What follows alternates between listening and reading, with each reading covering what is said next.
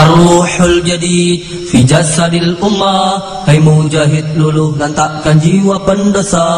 Ar-ruhul jadid fi jasadil ummah. Hai mujahid luluh lantakkan jiwa pendosa. Sebagai penutup, bonus terakhir. Biasakan kalau Anda buang air kecil, saudara, jangan berdiri, apalagi buang air besar. Buang air besar berdiri sih kelewat. Saya cerita buang air kecil. Kenapa saya cerita buang air kecil? Karena sekarang ini saya lihat sampai-sampai di masjid-masjid, kadang-kadang tempat kencingnya juga disediakan yang berdiri, saudara. Nggak pantas. Apalagi ini di negeri Islam. Ini Indonesia ini mayoritas umat Islam. Mestinya tempat-tempat buang air kecil itu, saudara, disediakan ruang-ruang supaya orang bisa buang air kecil dalam posisi jongkok. Perhatikan cara jongkoknya. Perhatikan cara jongkoknya. Perhatikan, sengaja ini saya tarik biar kelihatan kakinya. Perhatikan cara jongkoknya. Jadi kalau kita baca kitab Kifayatul Akhyar sampai cara jongkok diajarin, saudara. Cara jongkoknya itu, perhatikan.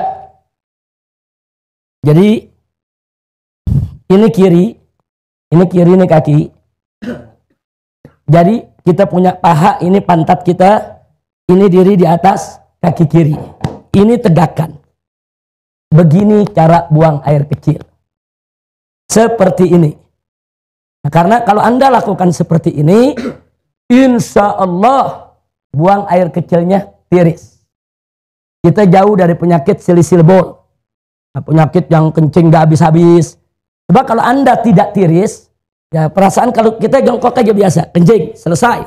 Saudara, nah begitu selesai, kita ambil wudhu dan lain sebagainya. Tanpa terasa, kadang-kadang air kencing masih keluar. Ngetesnya gampang. Cara ngetesnya, Anda kencing jongkok biasa. Nah, setelah jongkok biasa selesai, Anda cebok, istinja, Anda keringkan, Anda taruh kapas. Tes saja, atau taruh tisu. Nah, taruh tisu, Anda pakai celana dalam, taruh tisu, tutup aja sama tisu. Habis itu Anda wudhu, apa segala macam, Anda mau sholat, buka lagi, lihat tisunya, ada tetesan air keluar lagi. Itu kalau kita mau ngetes, bener gak ini keluar lagi? Jadi kalau orang yang buang air kecilnya tidak tiris, akan keluar lagi. Nah maka itu supaya tidak keluar lagi, perhatikan, ini seperti ini akan tiris. Seperti ini. Nah, setelah seperti ini buang air kecil, kita bungkukan sedikit. Kita bungkukan sedikit. Nah, boleh sekali-sekali kalau masih berasa ada, kita tukar posisi.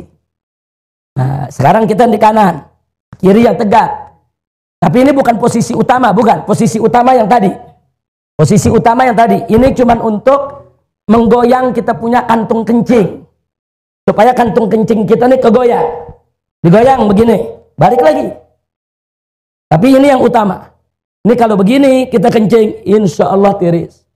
Tidak akan tersisa lagi. Kira-kira jelas tidak? Ditambah lagi dengan jari kita tekan bagian bawah sebelum bagian dubur di bawah ada. Kalau kita tekan keluar lagi itu.